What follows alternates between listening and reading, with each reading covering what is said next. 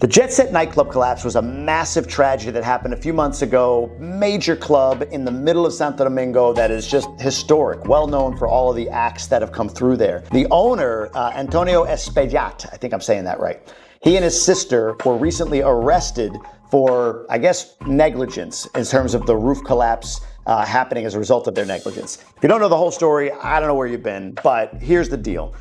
Months ago, Ruby Perez, who's a major Dominican singer, was performing a concert at Jet Set nightclub when the roof fell in around midnight, 1 o'clock in the morning, killing nearly 240 people and injuring another 180 more. And the people in that room were well-known baseball players, politicians, CEOs of companies, and much, much more. Truly one of the saddest days in the history of this country, and you could feel it for many days after, even not having been in Santo Domingo that day. No matter where you were in DR, and I'm sure if you live in the United States and you are Dominican, you could feel the heaviness of that day, and it just lasted, and it still does in many ways. Flash forward to earlier this week, there was an arrest made for Antonio Espaillat and his sister. His sister, it looks like, might be more under house arrest, and he is being detained without parole at this point in a detention center here in the Dominican Republic. And I reported on this on another YouTube video and talked about how the charges were essentially that he admits that he never had the roof inspected despite some renovations that were done. And the code is pretty clear that if you have major renovations done, you do need an inspection done. And that there's negligence in the fact that he may have overloaded the roof, not just with equipment, but also with repairs, maybe some not so good repairs that created more thick concrete on an already weighed down roof. And then add to that an employee of his coming out and saying, hey, I sent WhatsApp messages to him telling him that the roof is not going well. It's gonna collapse. It's not good. And they were ignored or not followed up on.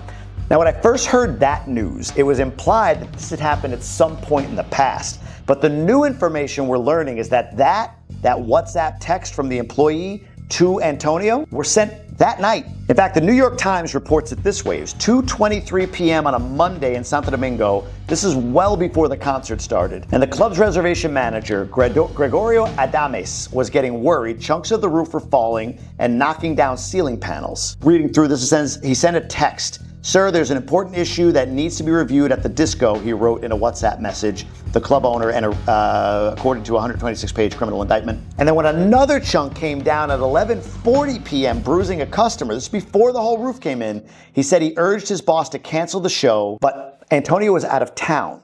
That's interesting. Being out in that Dominican sun is exhausting. When you get home, you want to make sure you're falling asleep on a great mattress. Well, the good news is you can get one here. Colchones Naco is the premier mattress and bedroom provider here in the Dominican Republic, selling name brands like Serta, Sealy, Simmons, and even their own Naco Royal line, which is manufactured right here in Santiago. And they've got a crazy good offer for you.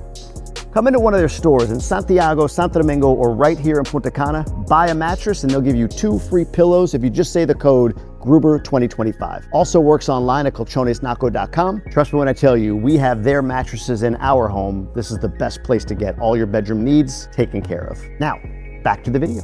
And his sister, Maribel, who was arrested, but again, it sounds like maybe more on house arrest, she also manages the club, and she said she wasn't authorized to make big decisions without him. Now, if we pause right there on that news, it's like, well, wait a minute.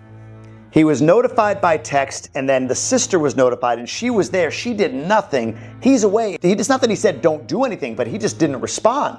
So is there responsibility on him or not? Like, oh my God, maybe he's clear. But the article goes on and says that they had known about serious problems with the roof for years, but instead of paying professionals to repair it, they hired unqualified laborers to do repeated slapdash temporary fixes. They added layers and layers of concrete more than a foot thick onto an already overloaded roof.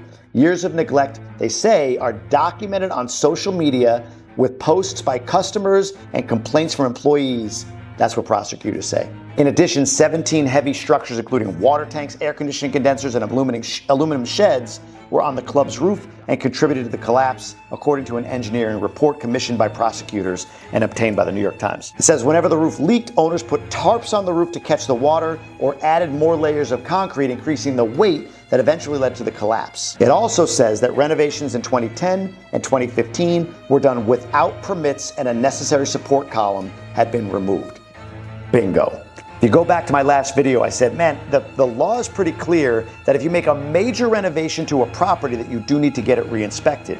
A pillar being removed or a support beam, that's a major renovation. Before that, what I had known, some people had told me this, and thank you to those that commented and said, no, there was a post that was removed. Like, I got the facts now and I appreciate it. But my point in the last video was, I mean, if the law isn't overly clear on like minor renovations or doing a couple of things, it doesn't say you need to get an inspection, and how that's similar to the United States. A privately owned building in many jurisdictions does not require inspection. And in fact, in Miami, when that condo collapsed, only then was a 30-year inspection provision put in place for the first 30 years of life of the building, and then every 10 years after that. Before that, it didn't require structural inspection, a privately owned building in the US. Here it did if there was a major renovation, and the smoking gun appears to be, allegedly, this beam or support being removed and there being no permit and no inspection done, which they needed to by the law here in the country. The other side of this, and many of you called it in the comments in the last video, is the significance of the fine and or prison time. And this is,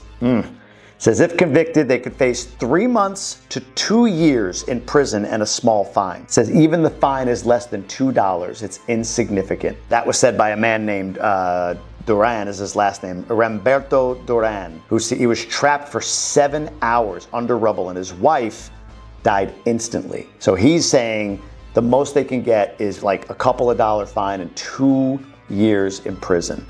Again, many of you told me about that, and that is a travesty. If he's indicted and prosecuted for homicide, 2 years, that's not enough, especially now reading some of the additional details that have come out on this tragedy. The article goes on to explain the skepticism of many, and I know many of you feel this, around the fact that he is an elite, he has some significant wealth, he has attorneys, and those attorneys will likely get him off with a small slap on the wrist. Now, I agree that those with wealth are able to essentially buy their way out of major prosecution here. I do, on the other hand, see that this is a unique case where one elite is responsible for the death of hundreds of other elites who have a lot of money. So I do believe that there's a better chance that he gets the full prosecution, even if it seems minimal, and spends time in jail just because of who it was. Put it this way, if it was a little building in San Pedro, I don't think he ever even gets arrested, because there were unknown people that were injured or killed in that building.